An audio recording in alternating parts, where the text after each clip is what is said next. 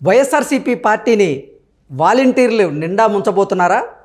వైఎస్ఆర్సీపీకి వాలంటీర్లే బలం కాబోతున్నారు అంటూ నమ్మినటువంటి నేతల నమ్మకాన్ని వాలంటీర్లు నిలబెట్టుకోలేకపోయారా అంటే అవునని సమాధానం ఇస్తున్నారు కొంతమంది రాజకీయ విశ్లేషకులు. ఇక ఇదే అంశానికి సంబంధించి మనతో మాట్లాడేందుకు ప్రముఖ సీనియర్ జర్నలిస్ట్, ప్రముఖ రాజకీయ విశ్లేషకులు సిఎస్ రావు గారు మనతో ఉన్నారు. ఆయనతో మాట్లాడదాం.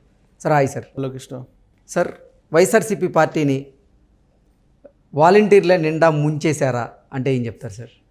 సో వాలంటీర్ల వ్యవహారం కనుక చూస్తుంటే వాళ్ళ మీద ఉన్నటువంటి నెగిటివ్ ఇంపాక్ట్ ఏదైతే ఉందో అది వైఎస్ఆర్ కాంగ్రెస్ పార్టీ ఓట్ బ్యాంక్ని కొల్లగొట్టేటువంటి పరిస్థితులు కనిపిస్తున్నాయి. ఎందుకనంటే వాలంటీర్ వ్యవస్థ మీద లోకల్గా ఉండేటువంటి వాళ్ళకి గుడ్ విల్ లేదు అనేది, అంటే ఓవరాల్గా 100% గుడ్ విల్ లేదని చెప్పి మనం అనడానికి లేదు. కారణం ఏంటంటే కొన్ని చోట్ల బాగానే ఉంది.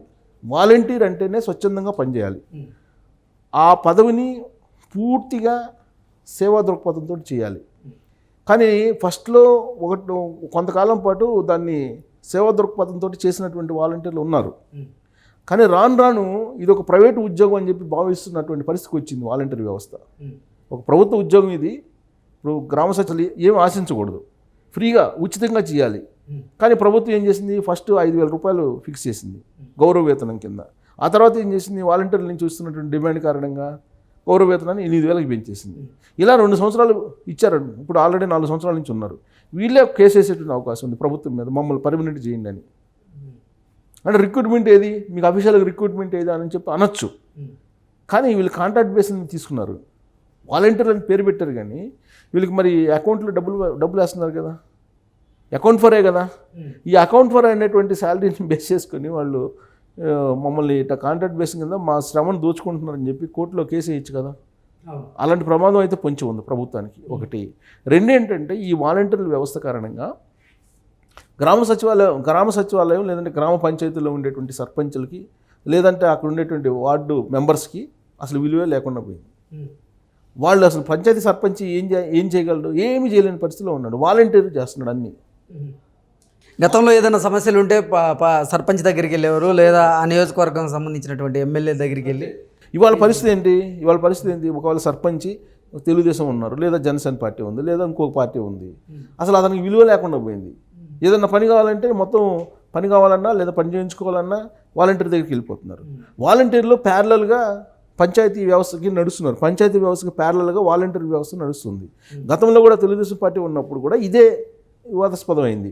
అప్పుడున్న జన్మభూమి కమిటీలు కూడా పంచాయతీ వ్యవస్థకు ప్యారలల్గా నడిచిందని చెప్పి అప్పట్లో వచ్చినటువంటి వివాదం సీన్ కట్ చేసి, అప్పుడు ఇంకా జన్మభూమి కమిటీలకు డబ్బులు లేవు, ఆందోళన లేదు, గౌరవ వేతనం ఇచ్చేవాళ్ళు కాదు తెలుగుదేశం పార్టీ గవర్నమెంట్.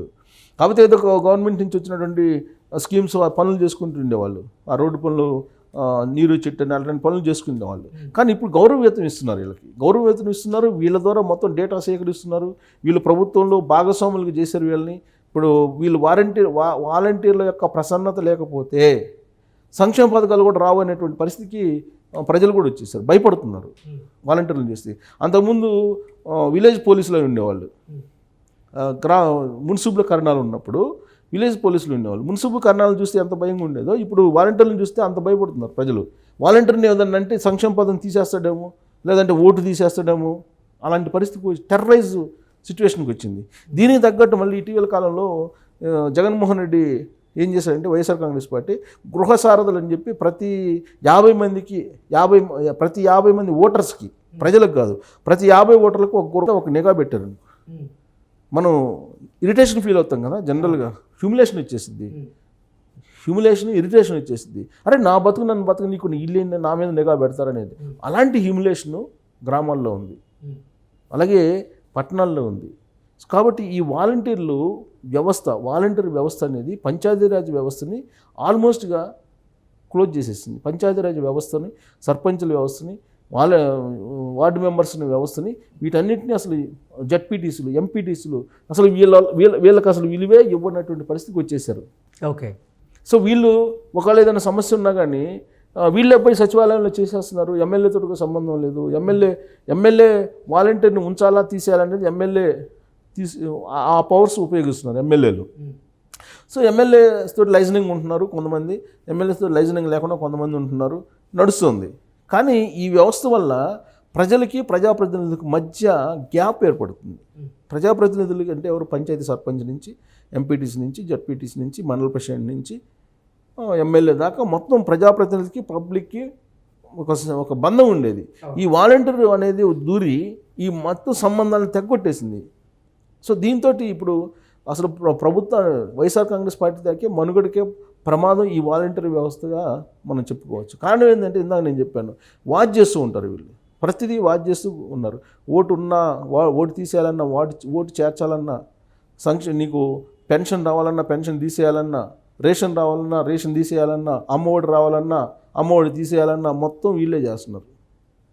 సో కాబట్టి ఈ వాలంటరీ వ్యవస్థ కారణంగా గ్రామాల్లో ఒక అనిశ్చితమైనటువంటి, ఒక అప్రకటితమైనటువంటి కర్ఫ్యూలాగా తయారైపోయింది. అంటే మన ఇంటి మీద ఎవడో వాచ్ చేస్తున్నాడంటే మనం ఒప్పుకుంటామా? ఒప్పుకోం కదా. సో అలాగే వీళ్ళు ఏం చేస్తున్నారు, అసలు ఈ మధ్యగా సంఘటనలు చూస్తే భార్యాభర్తలు మధ్య గొడవలు ఉంటే వీళ్ళు దూరడం, మహిళలను కొంతమందిని ట్రాప్ చేయడం, ఇవన్నీ కేసులు బయటకు వచ్చినాయి కదా ఈ మధ్య. సో ఒంటరి మహిళలు ఉంటే వాళ్ళ మీద కాన్సన్ట్రేషన్ చేసి వాళ్ళని తమ వల్ల వేసుకోవటం, ఇలాంటి సంఘటనలన్నీ కూడా చాలా బయటకు వచ్చినాయి వాలంటీర్ల వ్యవస్థ మీద. సో ఈ వాలంటీర్ వ్యవస్థనే వైఎస్ఆర్ కాంగ్రెస్ పార్టీ కొంప ముంచబోతుందా అనేటువంటి ఒక అభిప్రాయం అయితే ఇప్పుడు కలుగుతుంది.